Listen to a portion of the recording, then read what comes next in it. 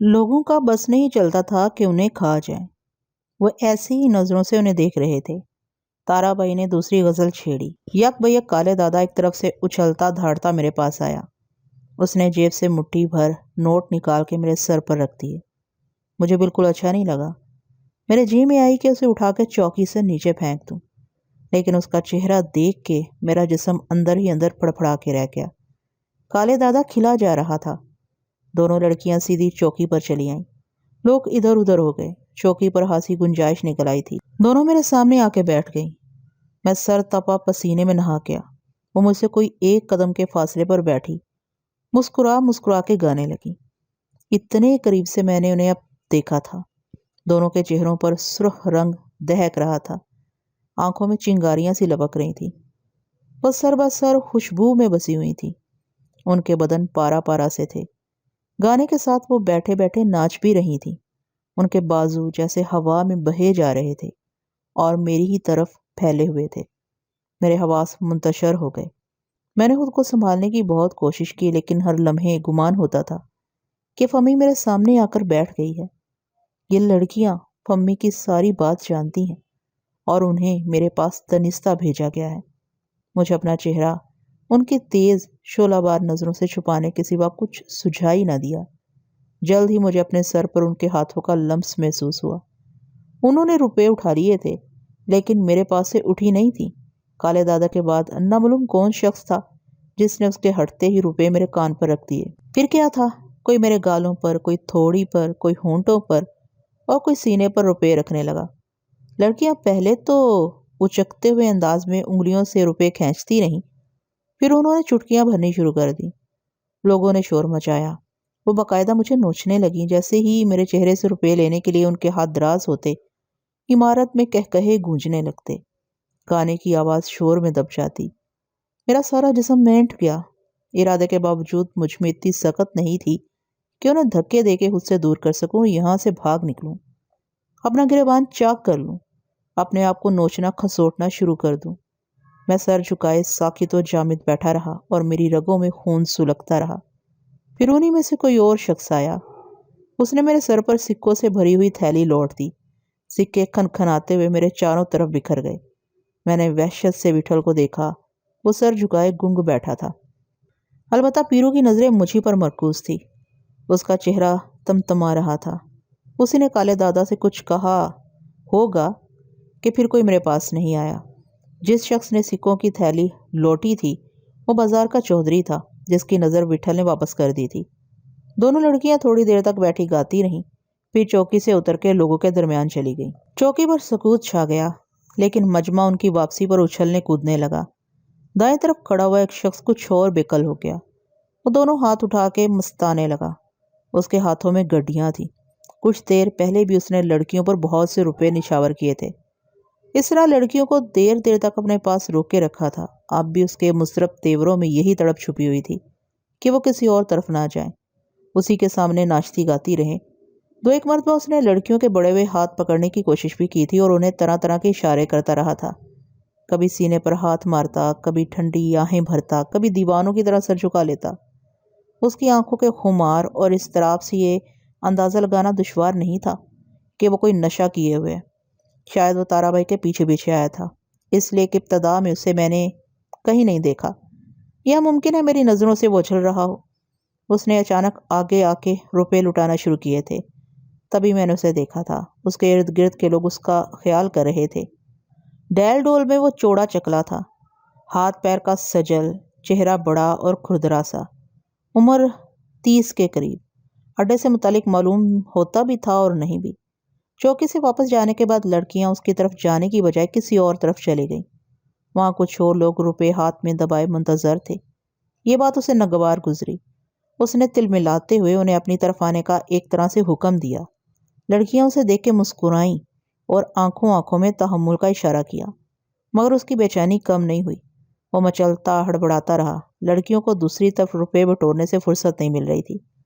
وہ شخص انتہائی بے تاب ہو گیا، خود ان کے پاس جانے کے لیے رسیاں توڑانے لگا۔ بہرحال اس کے قریب کھڑے لوگوں نے کسی نہ کسی طور اسے روکے رکھا۔ کچھ دیر بعد لڑکیاں پھر اس کے پاس پہنچی۔ اس نے اضطراری انداز میں ایک کا ہاتھ پکڑ لیا۔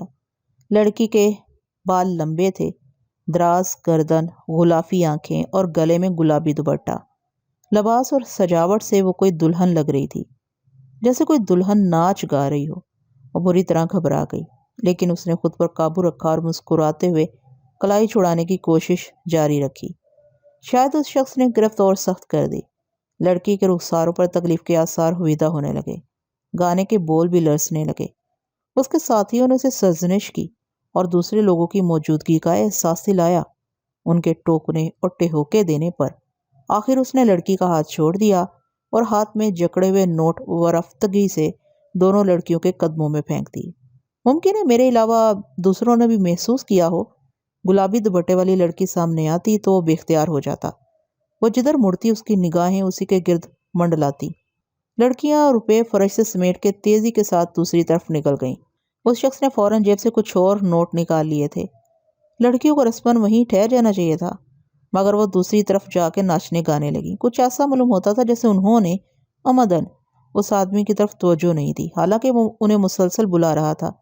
کئی بار ناچ کے دوران گھومتے ہوئے انہوں نے اس کی طرف دیکھا بھی، لیکن اس کے پاس نہیں گئی۔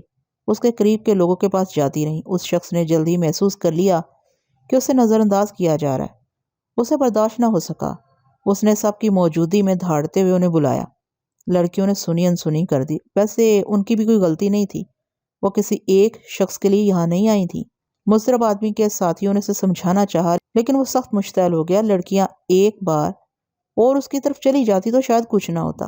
وہ نہیں پلٹی، بلکہ گلابی دوپٹے والی لڑکی نے تند و ترش نظروں سے اسے گھور کے دیکھا، دھتکارنے کے سے انداز میں۔ وہ آدمی اپنے ساتھیوں میں کھڑا تھا، اس کی آنکھوں میں خون اترا ہوا تھا۔ لوگ اس کا بازو پکڑے اسے تحمل کی تلقین کر رہے تھے، لیکن اس نے ایک جھٹکے سے خود کو آزاد کرا لیا۔ گلابی دوپٹے والی اسے زیادہ دور نہیں تھی۔ لوگ کچھ سمجھ نہیں پائے، انہیں سمجھنے بوجھنے کا موقع بھی نہیں مل سکا تھا۔ وہ جتنی دیر میں دوبارہ اسے سنبھالتے یا قابو میں کرتے، اتنی دیر میں اس شخص نے جست لگائی اور دیوانہ وار لڑکی کی طرف چھپٹا اور ایک لہجے میں پیچھے سے بازو پھیلا کے لڑکی کو جکڑ لیا۔ لڑکی ہولناک آواز میں چیخنے لگی۔ سازندوں کے ساز ایک دم ٹھہر گئے۔ تارا بائی کی آواز ٹھٹھر گئی۔ دوسری لڑکی چیختی ہوئی سے جا چمٹی۔ چوکی پر ہم سب کھڑے ہو گئے۔ لوگ ہر طرف سے اس طرف بڑھے، مگر ٹھٹک کے رہ گئے۔ اسے ایک ثانیے سے زیادہ کی مہلت نہیں ملی تھی، پھر بھی اس نے تمنچا نکال لیا۔ جو جہاں تھا وہیں ٹھہر گیا۔ عمارت چند لمحوں کے لیے سناٹے میں ڈوب گئی، خاموشی سے، جیسے اس شخص کو کوئی داد ملی ہو۔ اس کی وحشت بڑھ گئی۔ اس نے ہذیانی انداز میں چلانا شروع کر دیا، کوئی اس کے قریب آنے کی کوشش نہ کرے ورنہ وہ گولی چلا دے گا۔ یہ کہتے ہی وہ لڑکی کی گردن، بالوں، شانوں اور رخساروں کے بوسے لینے لگا۔ اس نے اسے بری طرح دبوچ رکھا تھا۔ لڑکی پہلے تڑپتی رہی، پھر اس کے سراپا پر دہشت چھا گئی۔ اس کے منہ سے گھٹی گھٹی چیخیں نکلنے لگیں۔ یہ سب کچھ اتنا غیر متوقع تھا کہ سبھی گنگ ہو گئے۔ وٹھل، پیرو، کانتے، بھورے دادا، چمرو وغیرہ سبھی۔ اسے پیچھے سے قابو میں کرنے کا کوئی سوال ہی نہیں تھا، اور آگے سے وہ تمنچا چلا سکتا تھا۔ اسے کچھ بعید نہیں تھا۔ وہ وحشیانہ انداز میں لڑکی کو اس کے جور و ستم یاد دلا رہا تھا اور کسی نواب نذیر کو ننگی ننگی گالیاں بک رہا تھا۔ وہ لڑکی سے کہہ رہا تھا کہ اس حرام زادے نواب کو اب کیوں نہیں پکارتی۔ وہ قطعی اپنے ہوش و حواس میں نہیں تھا۔ اس نے لڑکی سے صاف صاف کہہ دیا کہ اب اسے کوئی اس سے جدا نہیں کر سکتا۔ جو کچھ وہ کہہ رہا تھا اسے کر گزرنے میں اب کسی کو شک نہیں ہونا چاہیے تھا۔ کسی بھی لمحے کچھ بھی ہو سکتا تھا۔ سب کی نگاہیں کبھی وٹھل کی جانب اٹھ رہی تھیں، کبھی اس شخص کی جانب۔ وٹھل چوکی پر بے حس و حرکت کھڑا تھا۔ کسی کے سمجھ میں کچھ نہیں آ رہا تھا۔ ایسی محفلوں میں طرح طرح کے لوگ ہوتے ہیں، مگر شاید ایسا کبھی نہیں ہوتا۔ کون سوچ سکتا تھا کہ وہاں کسی کے پاس تمنچا ہوگا اور وہ یوں سدھ بدھ بھی کھو بیٹھے گا۔ ایک مرتبہ جب میں پہلی دفعہ کلکتے کے اڈے پہنچا تھا، وٹھل نے علاقے کے سارے آدمیوں کا کھانا کیا تھا اور رات کو گانے کی محفل جمی تھی۔ تلسیا نامی ایک آدمی اسی طرح بے لگام ہو گیا تھا اور اپنی جگہ سے کچھ آگے بڑھ گیا تھا۔ اس نے ناچتی ہوئی لڑکی کا ہاتھ کھینچ کے اسے چوم لیا اور لڑکی کو گلے بھی لگانا چاہا۔ وٹھل کسی تاخیر کے بغیر اپنی جگہ سے لپکتا ہوا اس کے سر پر پہنچ گیا۔ اس اسنا میں لڑکی اپنا ہاتھ چھڑا چکی تھی اور ناچ رہی تھی۔ بات آئی گئی ہو گئی، مگر وٹھل نے تلسیا کو باہر نکال دیا۔ بعد میں لوگ 3 دن تک اڈے کے صحن میں اسے مارتے رہے۔ پھر تلسیا کبھی کلکتے میں نظر نہیں آیا، مگر یہاں صورت بالکل مختلف تھی۔ سب کچھ اچانک سامنے آیا تھا۔ اس شخص سے وٹھل کی شناسائی کو کتنے دن ہوئے تھے اور وٹھل اسے کتنا جانتا تھا۔ شاید اب وٹھل کو احساس ہو رہا تھا کہ اس نے کچھ زیادہ درگزر کر دی ہے اور زیادہ ہی چشم پوشی سے کام لیا ہے۔ تارا بائی کی آواز نہیں نکل رہی تھی۔ دوسری لڑکی کی آنکھیں بھی خوف سے پھٹی ہوئی تھیں۔ کچھ دیر تک لوگ گمسم رہے، کس ناگہانی سے کس طرح نپٹے۔ پھر عقب سے کسی کی آواز آئی، شمع، یہ اسی کا نام ہوگا جو اس وقت سب کی نگاہوں کا مرکز بنا ہوا تھا۔ کسی نے اسے ملائم لہجے میں سمجھایا، شمع اب ہوش میں آ جا، بس کر، پری جان کو کوئی تجھ سے نہیں چھین سکتا، وہ تیری تھی اور سدا تیری رہے گی۔ دوسرے لوگوں نے دبے دبے لہجے اور اٹکتی سمٹتی آواز میں تائید کی، اور جس طرح کسی بچے کو پچکارتے تھپکیاں دیتے ہیں، انہوں نے کہا، ہاں ہاں، پری جان کو شمع سے کون چھین سکتا ہے؟ نواب نذیر کیا بیچتا ہے؟ کل سے وہ بازار میں آ کر تو دیکھے۔ مگر شمع بچا نہیں تھا کہ یہ باتیں اس کی سمجھ میں آ جاتی۔ وہ الٹا بچھرنے اور دھاڑنے لگا۔ اس نے لوگوں کو حکم دیا کہ اس کے راستے سے ہٹ جائیں۔ جانے دے شمع، یکایک ہمارے درمیان کھڑے ہوئے بھورے دادا کی لڑکھڑاتی آواز گونجی، اب زیادہ شور شرابہ مت کر، شمع پری جان کو نہیں چھوڑے گا دادا۔ وہ لڑکی کے بالوں کا بوسہ لیتے ہوئے دیوانگی سے بولا، پری جان تیری ہے شمع۔ بھورے دادا نے نرمی سے کہا، اپن بولتے ہیں، اپن زبان دیتے ہیں۔ زبان دیتا ہے، وہ زہر ہنس سے بولا، اپن جانتا ہے ابھی تم کیسے زبان دینے کو بولتا ہے، تم سب لوگ پہلے کدھر مر گیا تھا۔ اس نے وحشیانہ ہنسی ہنستے ہوئے کہا، سالا اب کھٹ کھٹا دیکھ کے بولتا ہے کہ پری جان تیرا ہے۔ پری جان کو چھوڑ دے شمع، بھورے دادا نے گرجتی آواز میں دوبارہ حکم دیا۔ شمع نے بھورے دادا کے جواب میں زمین پر تھوک دیا اور لوگوں سے بولا کہ راستے سے ہٹ جائیں، ورنہ وہ خود راستہ بنا لے گا۔ اسے کوئی حجت کرنے کی ضرورت نہیں تھی۔ دلیل و درخواست، اصرار و تکرار کا کوئی خراب نتیجہ بھی نکل سکتا تھا۔ ہر چند کی اپنی باتوں سے وہ ایسا بے ہوش بھی نہیں معلوم ہوتا تھا۔ اس کی نگاہ ہر طرف تھی اور اس نے پری جان کو بالکل بے بس کر رکھا تھا۔ وہاں تقریباً سبھی چاقو چلانا جانتے تھے اور ان کی تعداد بھی کم نہیں تھی، لیکن سب کے ہاتھ پیر جیسے ٹوٹ گئے تھے، سب مفلوج کھڑے تھے۔ وٹھل نے شمع سے کچھ نہیں کہا، مسلسل اسے گھورتا رہا۔ میری نظریں بھی موقع کی تلاش میں تھیں۔ کانتے الگ بے چین تھا۔ چوکی سے اتر کے شمع تک پہنچنے کا فاصلہ ان حالات میں خاصا بڑا تھا۔ یہ تبھی ممکن تھا جب وہ کسی جانب سے ایک لمحے کے لیے غافل ہو جائے۔ مثبت نتیجے کا یقین کیے بغیر کوئی قدم اٹھانا کسی طور مناسب نہیں تھا اور دیر کرنا بھی ٹھیک نہیں تھا۔ لوگوں کے بار بار سمجھانے اور بھورے دادا کی یقین دہانی کے باوجود وہ نہیں مانا۔ وٹھل کے جسم میں پہلی بار جنبش ہوئی اور اس نے قدم آگے بڑھا دیے۔ یہ دیکھ کر ہم سب چوکی پر کھڑے کھڑے اچھل گئے۔ پیرو نے غیر ارادی طور پر وٹھل کا شانہ پکڑ کر اسے روکا، لیکن وہ پھر بھی آگے بڑھ گیا۔ میں، کانتے، زورا، جمرو اور شامو بھی۔ ہماری نقل و حرکت سے اس کے پاگل پن میں اور شدت آ گئی۔ اس نے پستول ہماری جانب کر دیا۔ اس کی توجہ یکسر ہماری طرف مرکوز ہو گئی۔ اب اس کے دائیں بائیں کھڑے ہوئے لوگوں میں سے کوئی اس پر حملہ ور ہو سکتا تھا، لیکن یہ اتنا آسان نہیں تھا۔ شمع چیخ چیخ کے ہمیں ٹھہر جانے کا حکم دینے لگا اور بولا، اسے گولی چلانے میں دیر نہیں لگے گی۔ پری جان پر اس نے اپنی گرفت اور تنگ کر دی، مگر وہ نڈھال ہو چکی تھی، سسکتی رہ گئی۔ میرے پیر جھنجھنا رہے تھے اور آنکھیں اس تمنچے سے بندھی ہوئی تھیں۔ ہم سب اس کی زد پر تھے، لیکن ابھی ہم نے چوکی سے نیچے فرش پر قدم رکھا ہی تھا کہ ہماری آنکھوں کے سامنے شعلہ سا کوندا۔ موان، شمع کی دلدوز چیخ سنائی دی اور تمنچہ اس کے ہاتھ سے چھوٹ گرا۔ ہم نے اسی لمحے پلٹ کے دیکھا، بوڑھا بھورے دادا چوکی پر اپنی جگہ کھڑا ہوا آنکھیں میچے بدبدا رہا تھا۔ وٹھل اچھل کے چوکی پر چڑھ گیا۔ اس نے چھپٹ کے بھورے دادا کو اپنے بازو میں بھینچ لیا۔ یہ ایک ناقابل یقین منظر تھا۔ عمارت میں سکوت کے ایک اذیتناک عرصے کے بعد ہر سو طوفان سا اٹھ کھڑا ہوا۔ شمع کا ہاتھ خون میں ڈوبا ہوا تھا۔ اس کی لرزتی چیخیں کچھ دیر سنائی دیتی رہیں، پھر مجمع کا شور ان پر غالب آ گیا۔ ہم سب بھورے دادا کے گرد جمع ہو گئے۔ وٹھل کے ساتھ پیرو نے بھی متعدد بار اس کے ہاتھوں کو بوسہ دیا اور کتنی ہی بار اسے گلے لگایا۔ بھورے دادا کی آنکھیں پھر امڑ آئیں۔ وہ اپنا چہرہ چھپائے سسکیاں بھرنے لگا۔ ہر شخص اس کے قریب آنے اسے دیکھنے کے لیے بےتاب تھا اور اسی کے نام کا نعرہ لگا رہا تھا۔ میں نے بھی بے اختیار اس کا ہاتھ چوما۔ بھورے دادا نے ایک لہجے کے لیے سب کی آنکھوں میں دھند بھر دی تھی۔ اتنا صاف اور تیز نشانہ کوئی ایسا ہی شخص لے سکتا تھا جس کا چاقو سے بہت واسطہ رہا ہو۔ نشانہ ایسا باریک نہیں تھا، لیکن وٹھل کے بقول سب سے بڑی باریکی تو وقت اور زاویے کی ہوتی ہے۔ شمع کو قرار نہیں تھا۔ وہ لڑکی کو جکڑے ہوئے مسلسل ادھر سے ادھر پھڑک رہا تھا، اور سامنے وہ نہیں، پری جان تھی۔ شمع کا جسم اس کی آڑ میں تھا۔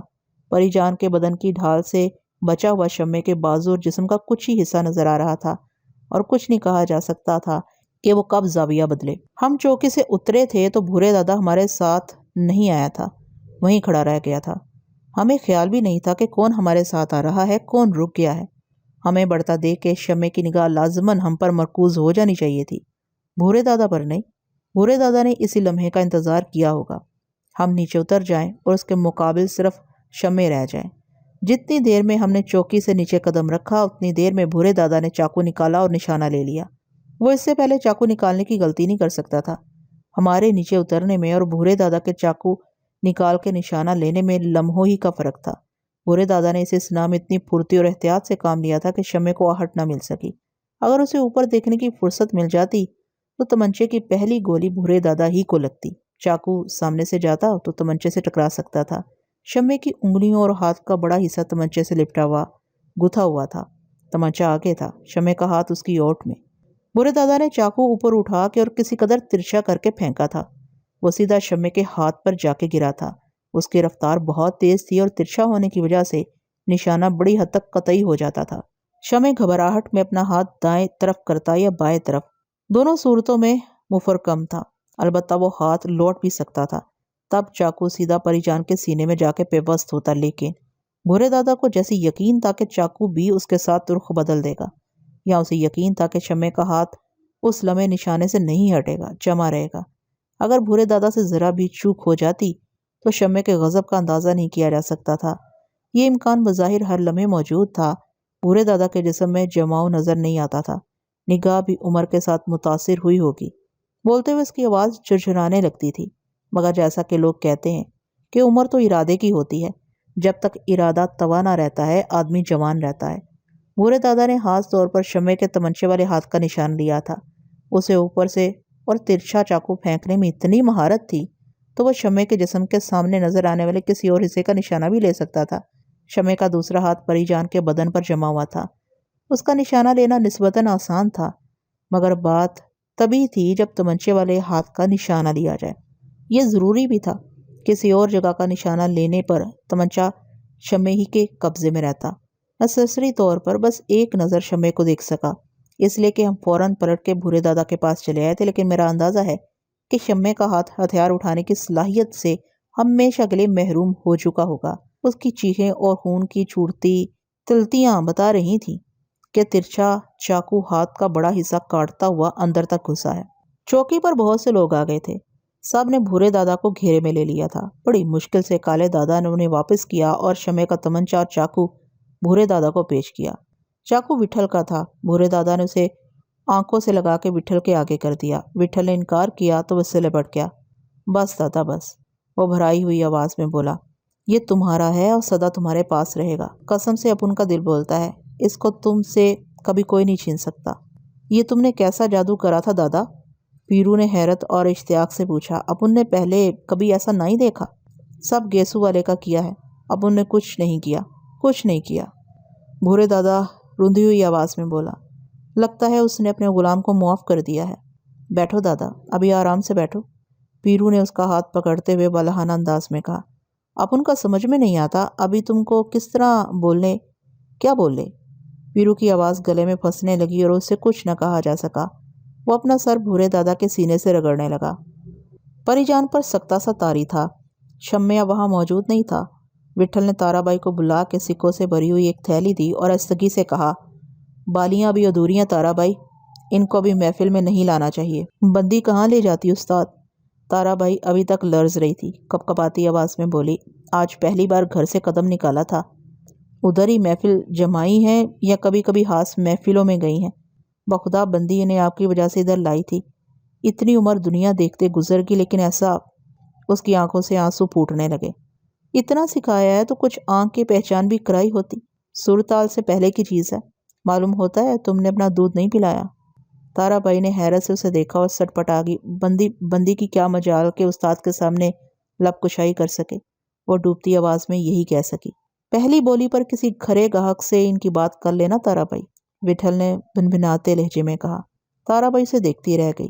صبح ہونے میں اب کچھ ہی دیر رہ گئی ہوگی۔ تارا بائی کے چلے جانے پر خاصے لوگ چلے گئے اور لیکن جو رہ گئے تھے وہ وہیں جم کے بیٹھے رہے، جیسے انہیں کسی اور بات کا انتظار ہو۔ سب حیرت زدہ اور گم سے تھے۔ ان میں سے چند مختلف ٹولیوں میں ادھر ادھر بکھرے سرگوشیاں کر رہے تھے۔ کچھ دیر بعد عمارت میں سکون چھا گیا، وہ سکون جو بھوبل میں ہوتا ہے۔ بہت زیادہ ہنسنے کے بعد جو اداسی ہوتی ہے۔ کسی کی آنکھوں میں نیند نہیں تھی۔ بھورے دادا، پیرو، کانتے اور کالے دادا سبھی وٹھل کے پاس چوکی پر بیٹھے تھے۔ اڈے کے آدمیوں نے وٹھل کے لیے حکا تازہ کر دیا تھا اور چائے دوبارہ تقسیم کی جانے لگی تھی۔ وٹھل کے جلد اٹھنے کا امکان نظر نہیں آ رہا تھا۔ مجھے بھی وہاں سے اٹھنے اور کانتے سے مزید کچھ جاننے کی کوئی جلدی نہیں تھی۔ شمع کا چہرہ ابھی تک میری آنکھوں میں کھبا ہوا تھا۔ معلوم نہیں اب اس کا کیا حال ہو۔ بھورے دادا نے صرف اسی کے ہاتھ کا نشانہ لیا تھا، دل کا نہیں۔ شمع مر نہیں سکتا تھا، لیکن اب وہ واقعی زندہ رہے گا؟ وہ مجھے کوئی پاگل معلوم نہیں ہوتا تھا۔ شاید اپنے بس میں نہ رہا ہو۔ بے بسی پاگل پن تو نہیں ہوتی، مگر پھر پاگل پن کیا ہوتا ہے؟ اپنے بس میں نہ رہنا۔ بھورے دادا بروقت چاقو نہ اٹھاتا تو کون جانے کیا ہو جاتا۔ نامعلوم ہم میں سے کون شمع کا نشانہ بنتا۔ اسے ایک یا دو بار تمنچا چلانے کا وقت مل سکتا تھا۔ ہاں، دوسری یا تیسری گولی چلاتے وقت کسی بھی طرف سے کوئی اس تک پہنچ جاتا۔ یہ بھی ہو سکتا ہے کہ کچھ نہ ہوتا۔ وٹھل چوکی سے اس کی جانب بڑھا تو وہ اس کے ذہن میں شمع کو قابو میں کرنے کی کوئی تدبیر ہوگی۔ یہ بھی ہو سکتا تھا کہ وٹھل کے قریب پہنچ جانے پر شمع کا جسم ٹھٹر جاتا۔ کسی دوسرے کو ختم کرنے سے اسے کیا حاصل ہو سکتا تھا؟ نہ جانے کیوں اتنی دیر بعد مجھے اب کوئی بات اوجھل ہو جانے، کوئی کمی رہ جانے کا احساس ہو رہا تھا، جیسے شمع کی بات لوگوں نے غور سے نہیں سنی۔ سب کی نظریں اس کے تمنچے سے الجھی رہیں۔ اس کی نظر ہٹتی تو کچھ اور لوگ دیکھ پاتے، سن پاتے، مگر سب کچھ تو خود میرے سامنے ہوا تھا۔ پھر مجھے کون سے نہ دیکھے ہوئے، کون سے نہ سنے ہوئے کی کمی محسوس ہو رہی تھی۔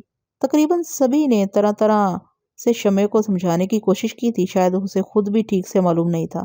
بھورے دادا نے ہر امکان سے مایوس ہو کر یہ قدم اٹھایا تھا۔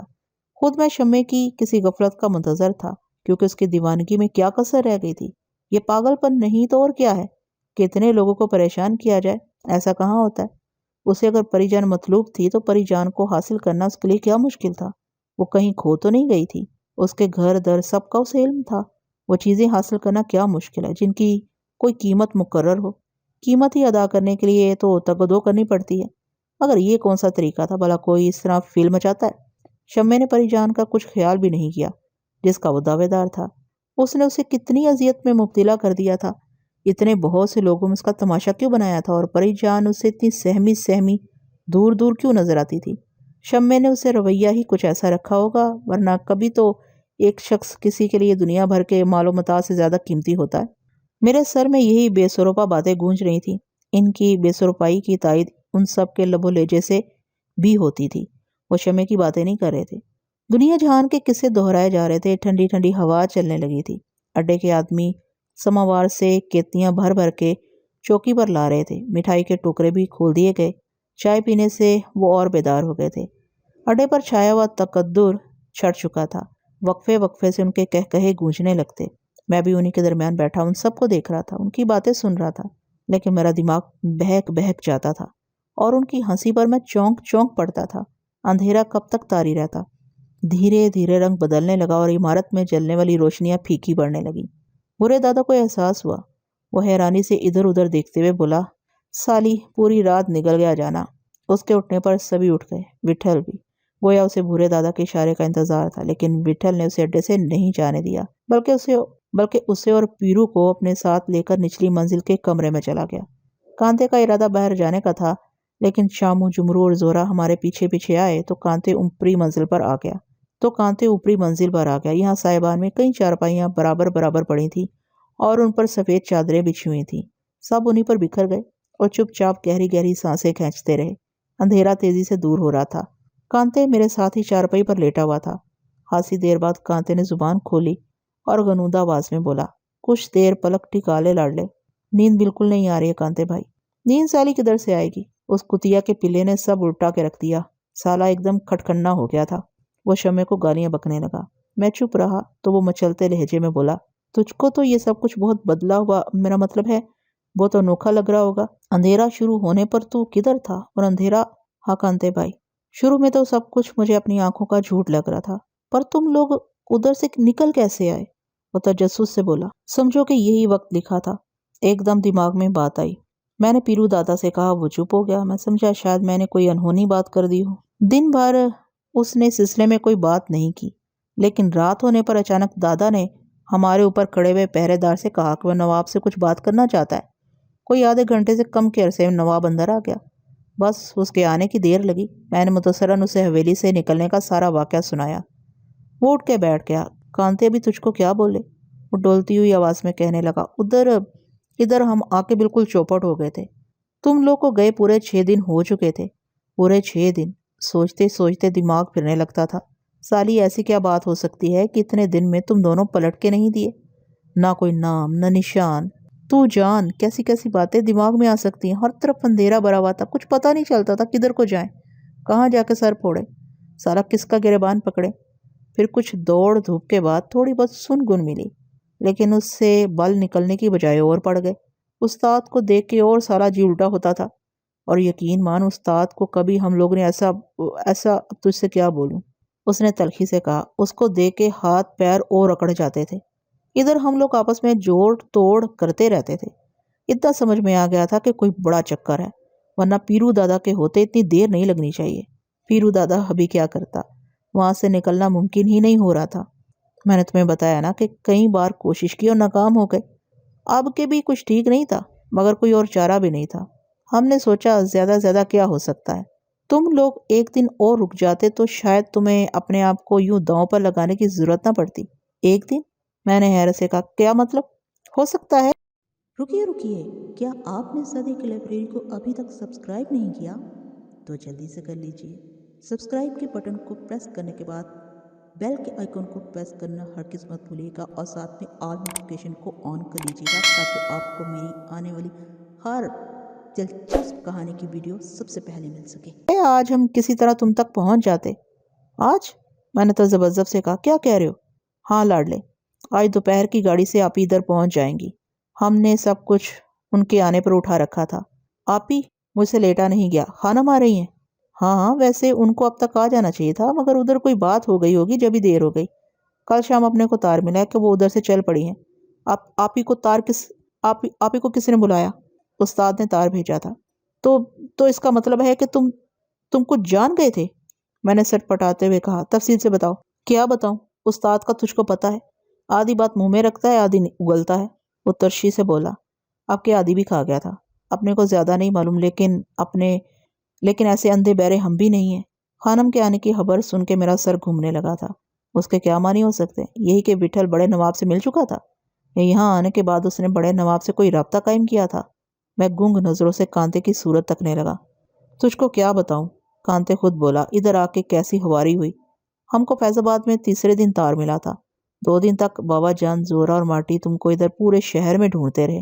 زورا، شامو اور جمرو تینوں اٹھ کے ہمارے ساتھ والی چارپائی پر چلے آئے تھے۔ زورا بیچ میں بول پڑا اور مجھے بتانے لگا کہ شام تک تو کچھ نہیں ہوا، لیکن جب رات ہونے لگی تو سب کو تشویش شروع ہوئی۔ وہ اور مارٹی بار بار ہوٹل سے باہر جا کے دیکھتے تھے۔ 10 بج گئے تو ابا جان بھی نکل کھڑے ہوئے۔ رات گئے تک سڑکوں پر ہوٹلوں میں ہمیں دیکھتے رہے۔ ساری رات یوں ہی گزر گئی۔ صبح بڑی مشکل سے زورا اور مارٹی نے ابا جان کو ہوٹل میں رکا اور خود دن بھر گلی کوچوں کے چکر کاٹتے رہے۔ وہ کسی سے کچھ پوچھ بھی نہیں سکتے تھے۔ ایک تو ابا جان نے انہیں منع کر دیا تھا، دوسرے کسی نتیجے پر پہنچنے سے پہلے یہ مناسب بھی نہیں تھا۔ مگر یہ کیسی تلاش تھی کہ وہ نہ کسی سے پوچھ سکے، نہ تھانے میں جا کے 2 گمشدہ آدمیوں کی رپورٹ کرا سکے۔ پورا دن گزر گیا زورا اور مارٹی کو سارے شہر کی ہاک چھانتے ہوئے۔ درمیان میں بار بار ہوٹل جا کے دیکھتے رہتے تھے، اور ہر بار زورا کے بقول انہیں ابا جان کی سوالی آنکھوں کا سامنا کرنا پڑتا تھا۔ زورا کہہ رہا تھا کہ ان سے نظریں نہیں ملائی جاتی تھی، گویا ابا جان نے ان سے ایک لفظ بھی نہیں کہا تھا، بلکہ الٹا انہیں صبر و ضبط کی تلقین کرتے رہے تھے۔ دوپہر کو زورا نے انہیں مشورہ دیا کہ وٹھل کو مطلق کر دیا جائے، مگر ابا جان نے کچھ اور توقف کر لینا بہتر سمجھا۔ وٹھل کا زخمی پیر وہ خود دیکھ کے آئے تھے۔ اس حالت میں اسے بلانا انہیں اچھا نہیں لگتا تھا، لیکن کوئی اور صورت بھی سامنے نہیں تھی۔ دوسری رات ابھی پوری نہیں گزری تھی کہ انہوں نے مارٹی سے تار گھر جانے کو کہا، اور پھر خود بھی اس کے ساتھ چل دیے۔ تار انہوں نے اپنے ہاتھ سے لکھا، اور صرف اتنا لکھا کہ کسی تاخیر کے بغیر وٹھل حیدرآباد آ جائے۔ اس دوران ان تینوں نے طرح طرح کی تدبیروں پر غور کیا تھا، اور ہیر پھر کے ایک ہی فیصلہ کر پائے تھے کہ ابھی کچھ اور انتظار کیا جائے۔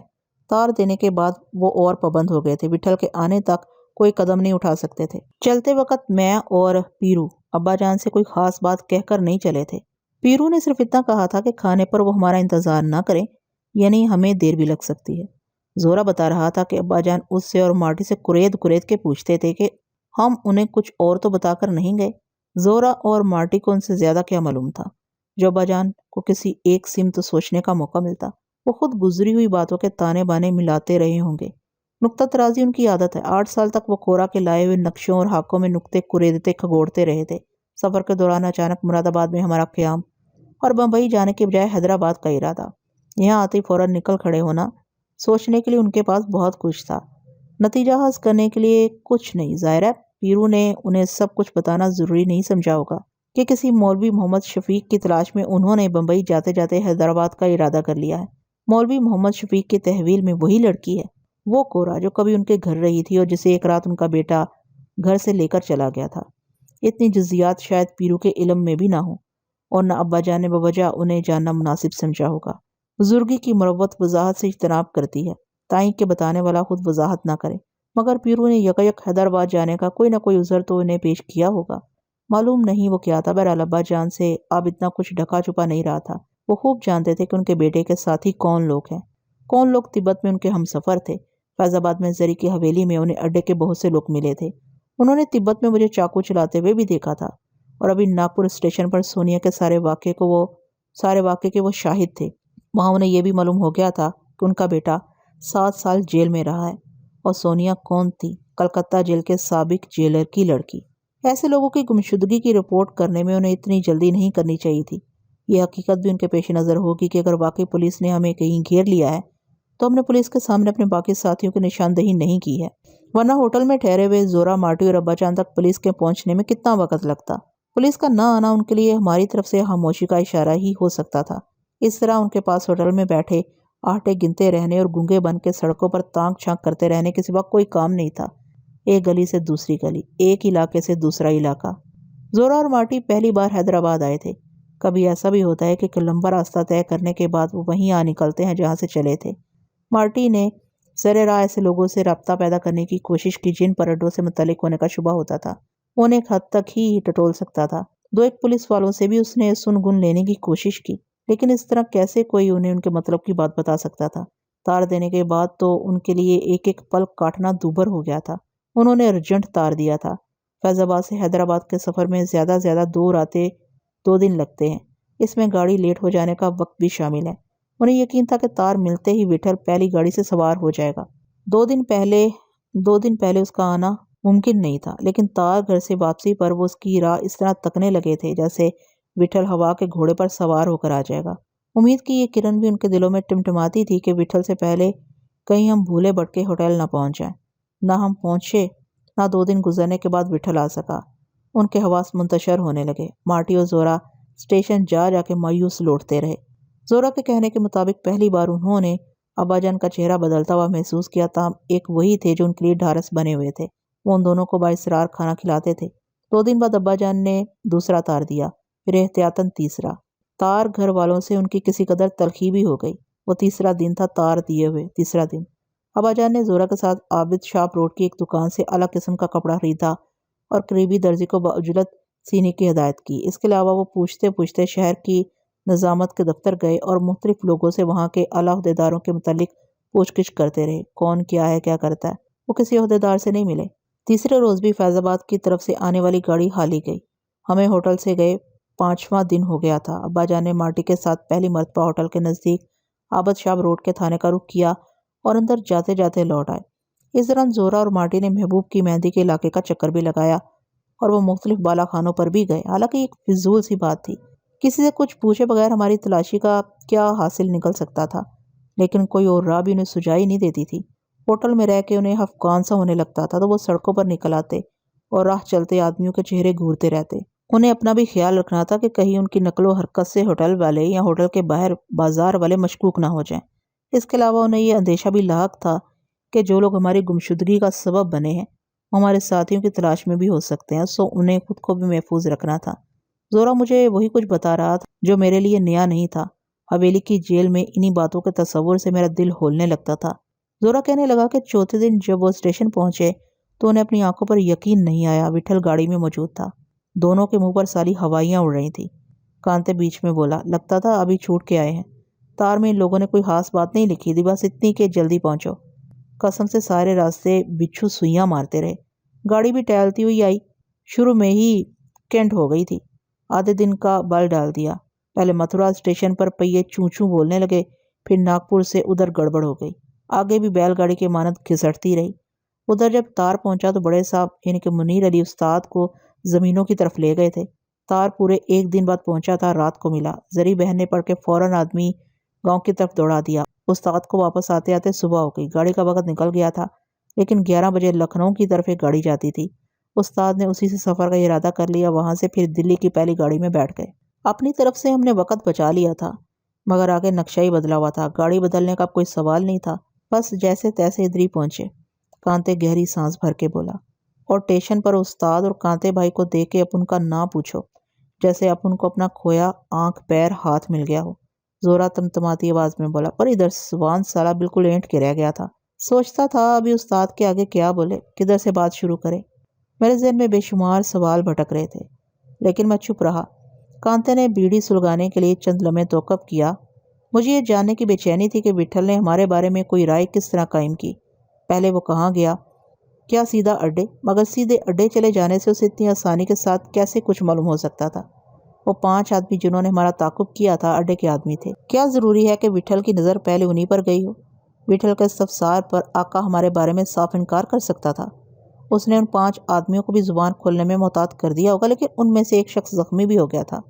اڈے کے کسی آدمی کے زخمی ہو جانے کے بعد یہ ممکن نہیں کہ اصل بات انہی 5 آدمیوں تک محدود رہی ہو، کسی اور کے علم میں کچھ نہ آیا ہو۔ پھر یہ حقیقت بھی ان سے روپوش نہیں رہنی چاہیے کہ ان کے ساتھی کو زخمی کرنے والوں میں سے ایک شخص وہ تھا جس نے شاہ کبیرہ کو محبوب کی مہندی کے اڈے سے بے دخل کر دیا تھا۔ ویسے بھی ان 2 آدمیوں کے بارے میں ان کا تجسس فزوں ہونا چاہیے، جنہوں نے 4 چاقو بدست آدمیوں کے سامنے حوصلہ نہیں ہارا تھا، اور خود ان کے زخمی ہو جانے کی کوئی اطلاع انہیں نہیں ملی تھی۔ اڈے کے آدمیوں سے شہر میں پیش آنے والے ایسے واقعات چھپے نہیں رہتے۔ اس واقعے کی تو موسیٰ ندی کے علاقے کی ایک حلقت گواہ تھی۔ واقع روز ہی ہوتے رہتے ہیں، لیکن یہ خبر اڈے کے آدمیوں کے سر سے گزر جانے والی نہیں تھی کہ شاہ کبیرہ کو اڈا بدر کرنے والا شخص پھر ان کے شہر میں دکھائی دیا ہے۔ دوسروں کی نسبت یہ اطلاع کالے دادا کو جلد ہی مل جانی چاہیے تھی۔ آقا کی وجہ سے اس نے زیادہ بےقلی ظاہر نہ کی ہوگی، لیکن یہ سن کے کالے دادا کا قرار چھن گیا ہوگا۔ وہ آدمی دوبارہ آ گیا تھا جس کے سبب وہ محبوب کی مہندی جیسے اڈے کا مالک بنا تھا۔ کالے دادا کے وہ تمام زخم تازہ ہو گئے ہوں گے جو آقا نے اڈا چھین کے اس پر لگائے تھے۔ ہو سکتا ہے کسی ایسے ہی دن کے انتظار میں اس نے اڈے پر آقا کی بالادستی قبول کی ہو، یا کسی اور موقع کے انتظار میں مفاہمت کر لی ہو، ورنہ عام طور پر ایسا نہیں ہوتا کہ اڈے پر نئے استاد کے قبضہ جمانے کے بعد پرانا استاد موجود رہے۔ بہرحال اس اندھیرے میں وٹھل کو اڈے کی سمت ہی روشنی کی کوئی کرن دکھائی دی ہوگی، وہیں سے اسے کچھ مل سکتا تھا۔ کانتے بتا رہا تھا کہ باقی سب کو ہوٹل سے دور رکھ کے اور صرف اسے ساتھ لے کر وٹھل ہوٹل میں داخل ہوا۔ ابا جان اسے دیکھتے ہی سینے سے لپٹ گئے۔ کانتے کہتا تھا ان کی آنکھیں پتھرائی ہوئی تھیں، ان کی طرف دیکھا نہیں جا رہا تھا کہ کہیں وہ بکھر نہ جائیں۔ وٹھل نے بھی انہیں سمیٹے ہی رکھا، خاموشی سے ان کی ردات سنتا رہا۔ وہی کچھ راستے میں زورا اور مارٹیو سے بتا چکے تھے، اور اس نے ابا جان سے نہ کوئی تبصرہ کیا، نہ 2 لفظ تسلی کے کہے۔ تسلی تشفی دینے کے لیے اس کے پاس تھا بھی کیا؟ ابا جان بچے نہیں تھے جو یوں ان کی سیری ہو جاتی۔ خود وٹھل کو بھی تسلی کی ضرورت ہوگی، اور ابا جان ایسے موقع پر اپنا منصب بھولے نہیں ہوں گے۔ کانتے کے مطابق وہ سکون سے سب کچھ بیان کرتے رہے۔ ان کے ہونٹوں پر کوئی لرزش اور ان کی آنکھوں میں کوئی نمی دکھائی نہیں دی۔ وٹھل وہاں سے فوراً ہی اٹھا۔ اس نے چائے منگوائی، غسل کیا، لباس تبدیل کرنے کے باوجود وہیں صوفے پر بیٹھا رہا۔ کانتے کو اس کی خاموشی سے بہت الجھن ہو رہی تھی، لیکن وٹھل ایسے کس طرح اٹھ سکتا تھا؟ ابا جان کی بیان کی ہوئی ردات اس کے سوا کیا ہو سکتی تھی کہ ہم صبح صبح ہوٹل سے نکلے تھے، پھر واپس نہیں آئے۔ وٹھل کو وہ بھی قیاس کرنا تھا جو ابا جان نے نہیں سنایا تھا۔ مزید کسی پیچیدگی سے بچنے کے لیے اسے پہلے وجہ کا تعین کر لینا چاہیے تھا، اور وجہ 2 ہو سکتی تھی کہ ہم کسی خاص سبب، خدشے یا نفرت کے باعث کسی کو مطلوب تھے، یا پھر ہمارے ساتھ اپنی کسی کوتاہی کے سبب کوئی افتاد پیش آ گئی تھی، کورزی اور سماوی قسم کی افتاد جس پر ہمارا بس نہ چلا ہو۔ وٹھل نے اسے یکسر نظر انداز کر دیا ہوگا اور پہلی وجہ پر توجہ رکھی ہوگی۔ اس کی روشنی میں اپنے آئندہ اقدام کے لیے مختلف امکانات پر غور کیا ہوگا۔ پہلا امکان مولوی محمد شفیق کے کسی سلسلے سے متعلق ہو سکتا تھا۔ ابا جان نے سفر کرتے کرتے اچانک ہمارے مراد آباد ٹھہر جانے اور وہاں سے چلنے پر بمبئی جانے کے بجائے حیدرآباد کا ارادہ کر لینے کا ذکر لازماً اس سے کیا ہوگا۔ विठल के लिए यह नतीजा हासिल करना दुश्वार नहीं था कि मुरादाबाद के मुसाफिर खाने से मौलवी साहब का कोई निशान हमें ज़रूर मिला था। हैदराबाद आके उस निशान पर हमें पहले दिन शाम को नाकामी हुई थी, जब ही हम दूसरी सुबह होटल से फिर निकल गए थे। मुमकिन है मौलवी साहब के हवाले से कई बदगुमानियों ने विठल के जहन में सर उठाया हो। दूसरा इम्कान हैदराबाद के अड्डे से मुतालिक हो सकता था। विठल की याददाश्त से हैदराबाद में गुज़िश्ता सफ़र के हादसे मिट नहीं गए होंगे। मौला और जहांगीर का किस्सा, शाह कबीरे और काले दादा का वाक़या। क्या शाह कबीरा अड्डे पर वापस आ गया या अड्डे से दूर रह कर अभी तक सीने पर दाग लिए फिर रहा है? हालांकि एक नहायत हैरान कुन बात है, वो किस मुंह से बाजार वापस आया होगा। बाजार में उसकी वापसी मुमकिन मालूम नहीं होती थी, लेकिन यही बात उसके कीने को हवा दे सकती है। विठल ने अपने पीछे बाजार के अड्डे पर होने वाली गैर मामूली तब्दीलियों का इम्कान रद्द नहीं किया होगा। इस अरसे में अड्डे पर नया उस्ताद आ सकता है। नए उस्ताद को फितरी तौर पर इन अजनबियों से चौकन्ना रहना चाहिए जो अचानक शहर में वारिद होकर शाह कबीरे की रुसवाई का सबब बन गए थे। वो दोबारा भी किसी वक्त आके और अड्डे पर अपने तैनात किए हुए आदमी काले दादा की बजाय किसी और को देखकर बरम हो सकते हैं और नए उस्ताद के लिए मसला बन सकते हैं। और खुद काले दादा आदमी की नीयत बदलती देर नहीं लगती कोई अजब नहीं कि काले दादा ही हैदराबाद में उन लोगों की वापसी पसंद ना करता हो जो उसे अड्डा बख्श गए थे। कोई भी बात मुमकिन थी। मौलवी साहब और अड्डे से मुतल्लिक इन पहलुओं के अलावा एक इम्कान हमारी गिरफ्तारी का भी हो सकता था। विठल ने उस पर भी गौर किया होगा कि हम किसी अनजाने मामले में मुलव्वस होकर जेल ना चले गए हों। जेल में या तो हमें बाहर से रब्ता करने का मौका नहीं मिल सका, या हमने खुद अब्बाजान जोरा और माटी पर रुक जाने के ख्याल से पहलू तही की। हैदराबाद में गुज़िश्ता मरतबा के वाक़यात और उनसे मुतल्लिक लोगों के चेहरे जहन में ताज़ा करते हुए विठल के सामने नवाब आलमताब का नाम भी आया होगा। वो शख्स जो मसला लोगों का एक दस्ता लेकर ऐन वक्त पर स्टेशन आके हमारे रास्ते की दीवार बन के आ गया था। जब हम खानम को मुस्तकिल फैज़ाबाद ले जा रहे थे और खानम ने हमारे हक में बल्कि अपने हक में फ़ैसला दे दिया था और उस वक़्त नवाब चला गया था। लेकिन बाद में खानम के इस फैसले से किसी पशेमानी, गम और गुस्से ने नवाब पर गलबा नहीं कर लिया। काले दादा समेत शहर में किसी को हमारे बारे में कुछ मालूम नहीं था कि हम कौन थे, कहाँ से आए थे और खानम को कहाँ ले गए। नवाब आलमताब के नाम पर हो सकता है विठल ने अपने खून की गर्दिश में फ़र्क महसूस किया हो। नवाब का चेहरा उसे अच्छी तरह याद होगा। खानम के इनकार पर वो कैसा हवास बहता नजर आता था। उसका चेहरा जलने लगा था। कांते कह रहा था कि वो दोपहर को होटल में आए थे। विठल शाम तक खामोश बैठा रहा। उसे उठ के नाक की सीध में नहीं चल देना था। तार मिलने के बाद उनके जहन में तरह तरह के वसवसे बेदार हुए थे, लेकिन कहीं दूर दूर तक उनके सानो गुमान में भी नहीं था कि यहाँ पहुँच के उन्हें ऐसी किसी खबर से वास्ता पड़ेगा। रोशनियां जल चुकी थीं जब विठल अपनी निशिस्त से उठा। चंद लम्हे उसने अब्बाजान से धीमे लहजे में कोई बात की जिसे कांते नहीं सुन सका। फिर अब्बाजान को सलाम करके वो होटल से रुखसत हो गया। होटल से कुछ दूर एक मुकाम पर शामू, जुमरू और टिंगू उनके मुंतजर थे। माटी को विठल ने होटल में छोड़ दिया और जोरा को साथ ले लिया। उन सबको अपना ताकुब करते रहने की हदायत देकर वो आगे बढ़ गया। उसका रुख शहर के अंदरूनी इलाके की तरफ था। कांते उसके साथ था। जल्द ही वो थाने की इमारत के नजदीक पहुंच गए। विठल ने अपने पीछे आने वालों को इशारे से वहीं रोक दिया और थाने में दाखिल हो गया। थाने के जिक्र पर मुझे हैरत हुई। कांते के बकौल वो भी शशोपंज में पड़ गया, लेकिन उसने विठल से कोई इस्तफसार नहीं किया और चुपचाप उसके साथ चलता रहा। विठल राहदरी में बैठे हुए हवलदार मुहर्रर के पास जाके ठहर गया। उसने कहा कि हम लोग दूर से आए हैं। कोई 20 दिन पहले हमारे 2 आदमी यहाँ शहर में पहुंचे थे। घर से निकलने के बाद उनकी कोई खैर खबर हमें मालूम नहीं हो सकी। नामबली स्टेशन पर 5 सिगरेट की एक दुकान से उनके यहाँ आने की तस्दीक हो चुकी है। इसके बाद वो दोबारा दिखाई नहीं दिए। उन्हें 6-7 दिन में वापस घर पहुंच जाना था और इतने दिन गुजर जाने के बाद अब तक वो नहीं पहुंच सके हैं। हवलदार ने उसकी बात तवज्जो से सुनी और कई एक सवाल किए। विठल ने गुमशुदगान के नाम मुख्तलिफ बताए। उम्रें भी मेरी और पीरू की नहीं थी। वज़क़ता भी किसी कदर मुख्तलिफ थी। हवलदार कुछ सोचता रहा और उसने सरसरी तौर पर रोज़ानामचा उलट पलट के देखा। इस दौरान विठल ने कहा कि उसके खो जाने वाले अजीज़ मिजाज के ज़रा तेज़ वाक़े हुए हैं। यह रियासत के तौर तरीक से ऐसे वाकिफ़ ना थे, इसलिए उसे अंदेशा है कि कहीं उनसे कोई 19-20 हरकत तो सरजद नहीं हो गई है। हवलदार एक दर्दमंद आदमी था। उससे हमदर्दी जाहिर की और पूछा, कहाँ ठहरे हो? विठल ने कहा, स्टेशन से इधर उधर पूछते हुए यहाँ आ गए हैं।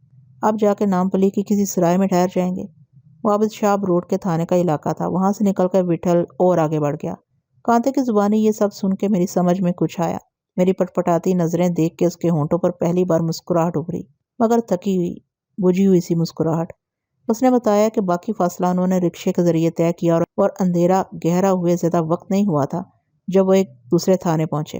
مجھے فوراً اس تھانے کا گمان ہوا جہاں مجھے اور پیرو کو لے جایا گیا تھا، لیکن وہ کوئی دوسرا تھانہ تھا اور اتنا بڑا نہیں تھا۔ وٹھل نے وہاں بھی وہی کہانی دہرائی، وہاں سے بھی اسے وہی جواب ملا۔ اس وقت اس کا شبہ کسی حد تک دور ہو گیا ہوگا کہ ہم شہر میں کسی بڑے حادثے سے دوچار نہیں ہوئے ہیں، ورنہ تھانے میں اس کا چرچا ضرور ہوتا، لیکن کوئی چھوٹا موٹا واقعہ بھی ہو سکتا ہے جو کسی ایک علاقے کے تھانے تک محدود رہا ہو۔ یقیناً یہی کوئی سوچ کے وٹھل نے تیسرے تھانے کی چار دیواری میں قدم رکھا ہوگا۔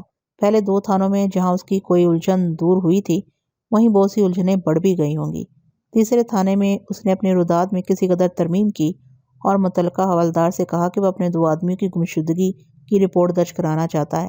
حوالدار نے اسے چونک کے دیکھا اور پہلی دفعہ کانتے کے بقول اس کے کان کھڑے ہوئے۔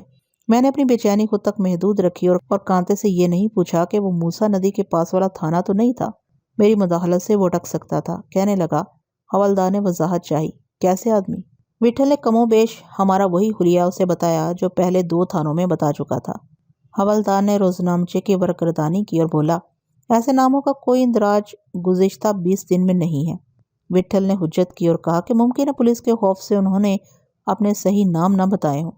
اس نے حوالدار سے اپنی پریشانی کا اظہار کیا اور کہا کہ صرف انہی کی تلاش میں اس نے اتنی دور کا سفر کیا ہے۔ وٹھل نے اسے درخواست کی کہ اگر وہ اتنا کچھ وقت صرف کر کے گزشتہ دنوں کے روزنامچے پر تفصیل سے نظر ڈالے تو ایک پردیسی کے ساتھ احسان کرے گا۔ حوالدار جذباز ہوا، منہ بنانے لگا۔ وٹھل نے کہا کہ وہ دو آدمی اسے بے حد عزیز تھے، ان کے لیے وہ شہر کے بڑے سے بڑے حاکم کے پاس فریاد لے کے جا سکتا ہے اور روپے پیسے کے حرج کی اسے اتنی پرواہ نہیں ہے۔ اسے اپنے ان دو عزیزوں کا حال جاننے کی فکر اور بس۔ روپے پیسے کا ذکر وٹھل نے جان بوجھ کے کیا ہوگا۔ اس پر حوالدار نے سرتبا ان دونوں کا جائزہ لیا اور کسمسا کے بولا، ہم کو یاد نہیں کہ اس درمیان ایسے آدمی ادھر آئے ہوں جیسا حلیہ تم لوگ بولے۔ تم وٹھل کے گزارشانہ اصرار پر اس نے دل پسیجا اور اس نے ناگوارانہ توجہ سے دوبارہ روزنامچہ دیکھنا شروع کیا۔ ابھی اس نے 3-4 ہی صفحے پلٹے ہوں گے کہ رک گیا اور جھجکتا ہوا بولا، دو آدمی تھے؟ وٹھل نے جلدی سے گردن ہلائی۔ ہاں صاحب، کیا وہ ادھر آئے تھے؟ حوالدار نے تذبذب سے جواب دیا، دو آدمی تو ہم کو یاد پڑتے ہیں، لیکن وٹھل نے اس کی بات کاٹ کے تیزی سے پوچھا، آئے تھے کس معاملے میں آئے تھے صاحب؟ لیکن جو حلیہ تم بولتے ہو ویسا کوئی آدمی نہیں تھا، اور اس بات کو اتنے دن نہیں گزرے جتنے تم بولتے ہو۔ یہ کوئی 7-8 روز پہلے کی بات ہے۔ دو آدمی تھے، ایک نوجوان، دوسرا بڑی عمر کا، یہاں سپاہی پکڑ کر لائے تھے۔ اس نے وٹھل کو بتایا کہ یہ تقریباً اسی وقت کا واقعہ ہے، رات ہو گئی تھی، وہ بھی ڈیوٹی پر تھا اور اس نے ان لوگوں کو اچھی طرح دیکھا تھا۔ پھر اس نے فوراً صفحے پلٹے اور 6 دن پہلے کی رپورٹ دیکھنے لگا، دیکھتا رہا اور سر ہلا کر بولا، نکو بھائی، وہ لوگا جیسا تم بولتا ہے ایسا سرے سے نہیں تھا، کیا ہم ان سے مل سکتے ہیں؟ وٹھل نے اضطراب سے کہا، آؤ وہ ادھر کہاں ہے؟ حوالدار نے بیزاری سے بتایا، وہ تو اسی رات چلے گئے تھے۔ اسی رات چلے گئے تھے؟ قسمت کے اچھے تھے، حوالدار نے کہا، جلدی خلاصی ہو گئی ترم بازوں کی۔ ہم تم سے بولیں، ہم کو ایسے لوگوں سے کم واسطہ پڑا ہے۔ ایک نمبر جاندار آدمی تھے۔ بہت سے اپنی اکھاں سے دیکھنے والے بھی یہی بولتے ہیں کہ دیکھتے دیکھتے پورے 4 آدمیوں کو کھینچ کے رکھ دیا تھا۔ کانتے نے بھی مجھے اسی کے لہجے میں بتانے کی کوشش کی اور کہنے لگا، ہمیں اچنبھے اور شک میں پڑا دیکھ کر حوالدار کی آنکھوں میں چمک پیدا ہوئی اور وہ ہمیں یقین دلانے کے انداز میں بولا کہ موسیٰ ندی کے کنارے 4 آدمیوں نے انہیں گھیر لیا تھا، چاقو تک نکل آئے تھے۔ انہوں نے ان 4 کو قابو میں کر کے ایک کو زخمی بھی کر دیا اور ہجوم سے صاف نکل گئے۔ ادھر موسیٰ ندی پر ساری حلقت جمع ہو گئی تھی۔ اس نے وٹھل سے کہا کہ کچھ دیر اور ہو جاتی تو وہ دونوں پولیس کے ہاتھ کبھی نہیں پڑتے، لیکن اطلاع ملنے پر ہر طرف پولیس چوکنا ہو گئی۔ اسے زیادہ دوڑ دھوپ نہیں کرنی پڑی، یہاں تھانے میں آ کے بھی وہ زورا زاری دکھاتے رہے، مگر ان گناہ گار آنکھوں نے سلاحوں کے پیچھے بڑے بڑے رستم پگھلتے دیکھے ہیں۔ ایک شہری کو چاقو لگا تھا، اس لیے انہیں نہیں چھوڑا جا سکتا تھا، اور پھر سب انسپیکٹر فیروز کو ان پر شک ہو گیا تھا کہ ایسی چاقو بازی اور زور کرنے والوں کا تعلق، جیسا کہ وہ کہہ رہے ہیں، تجارت سے نہیں ہونا چاہیے۔ سب انسپیکٹر کا شبہ درست معلوم ہوتا تھا، لیکن ان کی یہ بات بھی سب کے جی کو لگتی تھی کہ 4 آدمیوں نے روپے کی وجہ سے ان پر حملہ کیا تھا۔ ان کے بیان کے مطابق ان کا سامان بھی وہیں موسیٰ ندی پر رہ گیا تھا۔ کہتے تھے کہ صندوق میں بہت سے روپے تھے، روپے ان کی جیبوں میں بھی تھے اور خاصی معقول تعداد میں۔ حوالدار نے کانتے اور وٹھل کو وہی بتایا جو ہمارے ساتھ تھانے میں پیش آ چکا تھا۔ بتاتے بتاتے وہ یکلخت ٹھہر گیا، شاید اسے احساس ہو گیا تھا کہ اتنی تفصیلات کے ساتھ ان سے یہ سب کچھ کہنے کی ضرورت کیا ہے۔ اس کے ماتھے پر بل پڑ گئے، چنانچہ वट्ठल ने कुरेदा कि फिर आखिर वो लोग छूट कैसे गए, तो हवलदार नाराज होने लगा। हमको शुबा है साहब के वो अपने ही आदमी थे, यकायक वट्ठल ने दबे लहजे में कहा। क्या क्या बोलते हो तुम लोग? वो एकदम उठ खड़ा हुआ और दृष्टि से बोला, होगा तो फिर चला गया, अब इधर नहीं है। हम यही पूछते हैं साहब कि आखिर वो कैसे चले गए? आप बोलते हो कि किस्मत ने उनका साथ दिया, उनकी जल्दी खलासी हो गई। देखो हमारे पास इतना वक्त नहीं है जो अब तुम्हारे साथ मगज कपाए। किसी दूसरे थाने में जाके देखो और रिपोर्ट लिखवानी है तो हमको बोलो। वट्ठल ने उससे गुजारिश की कि वो पहले ही 2 थाने जाके पूछ आया है। जब उसने इतनी मेहरबानी की है, अब तक इतनी हमदर्दी से पेश आया है, तो अब अचानक उसे क्या हो गया? क्या उसकी शान में उनसे कोई गुस्साही हो गई है? बाकी कुछ बताने में क्या हर्ज है? कुछ और नहीं तो उनकी तसल्ली हो जाएगी। मुमकिन है वही लोग हों। हवलदार उसकी कट हुज्जती पर और भड़क गया। निहायत तुंदो तल्ख लहजे में उसने दोबारा मेरा और पीरू का हुलिया दोहराया। वट्ठल के बताए हुए हुलिये से कतई मुख्तलिफ था। बस सफ़र की एक गर्ज तिजारत मुश्तरक थी। वो गुस्से से वट्ठल से पूछने लगा, ऐसा ही था तुम्हारा खोया हुआ आदमी? वट्ठल ने इनकार में गर्दन हिलाई। वो किसी कदर नरम पड़ गया और बड़बड़ाते हुए बोला, और हम क्या बोलते हैं? जब लोगा ही वो नहीं थे तो आगे जानकर तुम क्या करोगे? वट्ठल खामोश रहा लेकिन उठा नहीं। हवलदार का पारा ठहर गया। उसने आज खुद बताना शुरू किया कि वो एकदम दूसरे लोगा थे बाबा। नीची आवाज में उनसे बात करना नहीं आता था। वट्ठल और कांते की खामोशी पर उसका लहजा नरम हो गया। उसने कहा कि रात को जब बड़े इंस्पेक्टर रुकनी मियाँ थाने आए तो उन्हें उनके सामने पेश किया गया। इत्तफाक से उस वक्त रुकनी मियाँ के कोई मोअज़्ज़ज़ दोस्त भी वहाँ बैठे हुए थे। हवलदार ने इन्हें दूसरी या तीसरी ही बार थाने में देखा था। उनका असल नाम भी उसे उसी रात मालूम हुआ। खां साहब, फैज़ अली खां। दोनों मुल्ज़िमान का बयान उन्होंने भी सुना और बहुत मुतासिर हुए। बोले परदेसी हैं, उनकी कहानी सच्ची लगती है, इनको तो बहादुरी का कोई तमगा मिलना चाहिए। फिर उन्होंने हिचकिचाते हुए रुकनी मियाँ से कहा, जी चाहता है कि इन्हें छोड़ दिया जाए। रुकनी मियाँ ने माजरत कर ली थी, लेकिन खान साहब जमानत लेने पर आमादा हो गए। रुकनी मियाँ अपनी मर्जी के आदमी हैं, अपने मामलात में किसी की मुदाखलत पसंद नहीं करते, लेकिन खान साहब की बात और थी।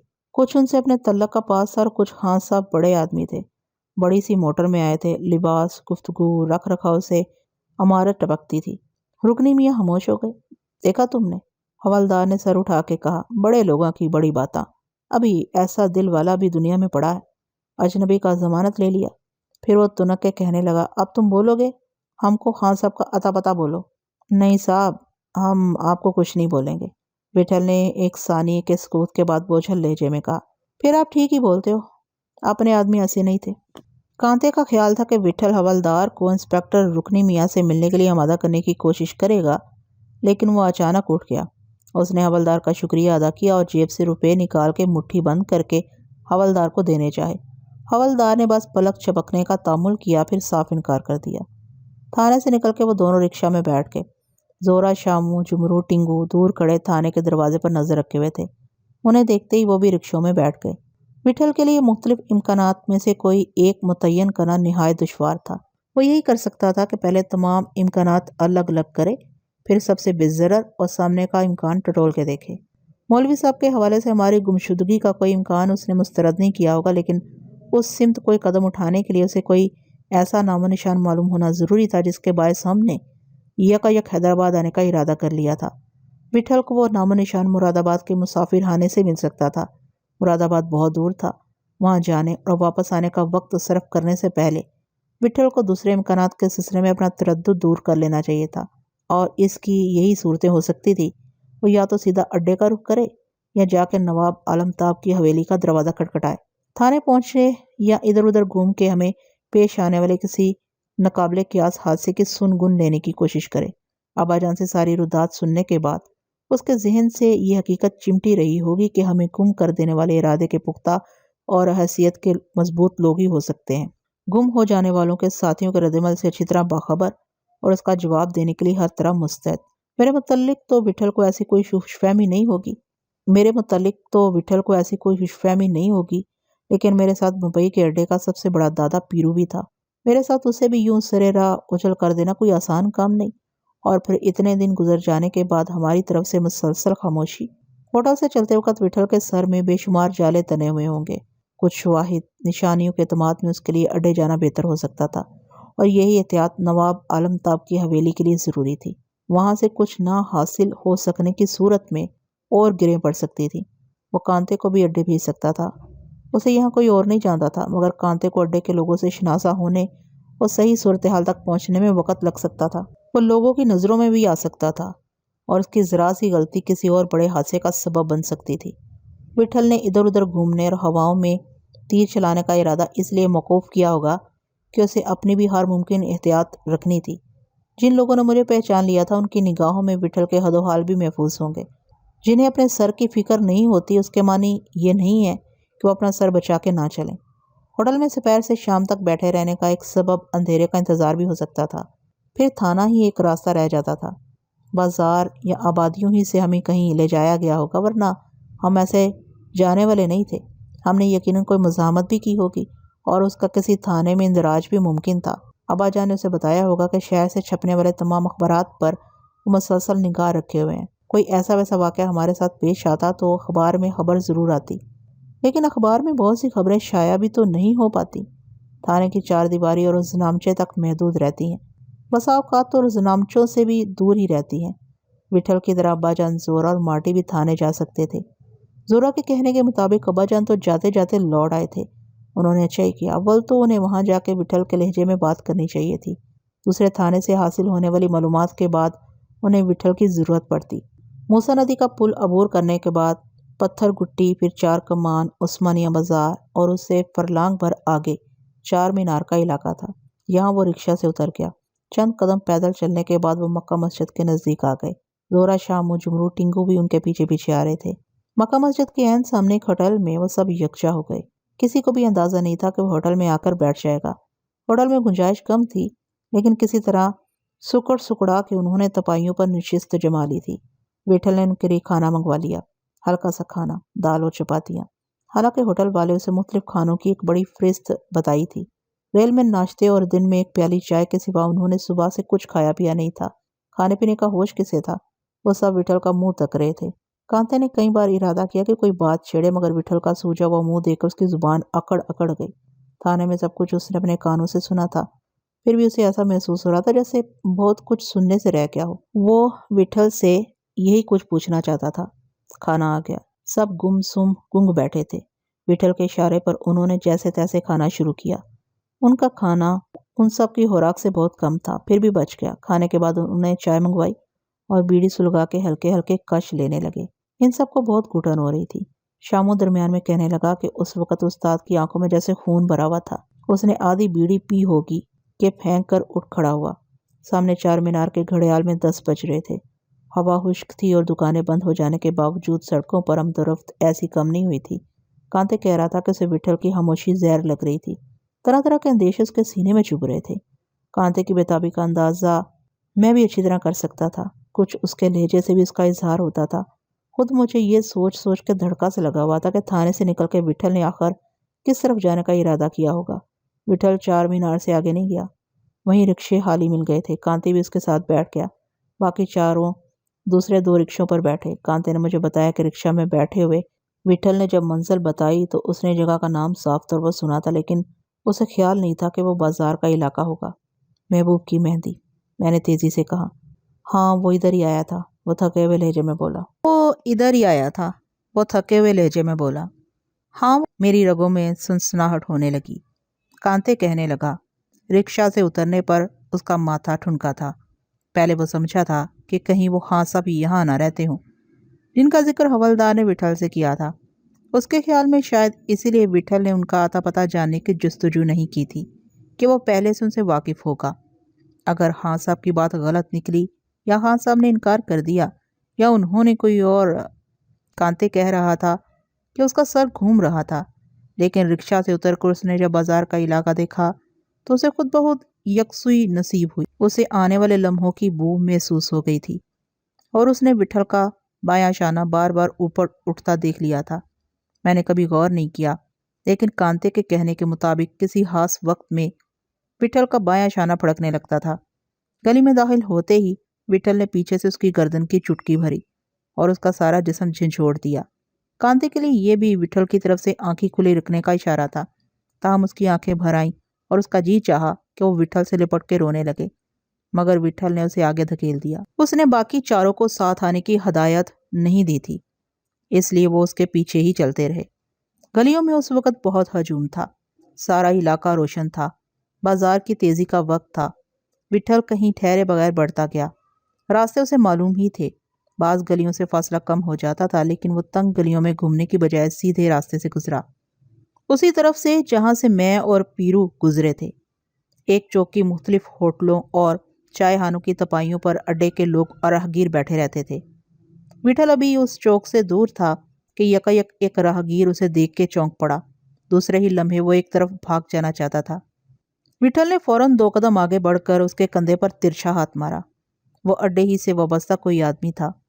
بلبلاتا ہوا زمین پر بیٹھ گیا۔ وٹھل ہی نے بال پکڑ کر اسے اٹھایا اور کہا، کدھر ہے تیرا دادا؟ اس کی آنکھیں باہر نکل آئیں۔ گھگھیاتے ہوئے بولا، دادا وہ ادھر۔